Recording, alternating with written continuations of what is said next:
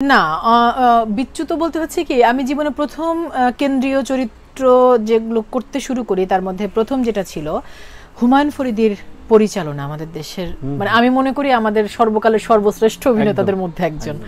তার পরিচালনা, হুমায়ুন আহমেদের উপন্যাস ছায়াবিথি, যেটার লিড নাইলা লিড রোল।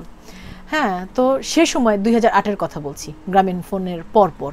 এবং ফরিদি ভাইও আমাকে ওই নাটকটা কাস্টিং করেছিলেন খোরাঘোরা দেখে। খোরাঘোরাটা তখন চ্যানেল 1 নামে একটি চ্যানেল ছিল, সেই চ্যানেলে প্রচারিত হয়েছিল। ফরিদি ভাই আমাকে বলেছিলেন যে আমি ওই নাটকটি দেখে তোমাকে কাস্ট করেছি। তো আমি একদম শুনতে পাচ্ছি পাশে বসা ফরিদি ভাই ইন্টারভিউ দিচ্ছেন যে আমি রুনাকে কাস্টিং করেছি কারণ আমি মনে করি রুনা এ সময়কার ফাইনেস্ট অভিনেত্রী।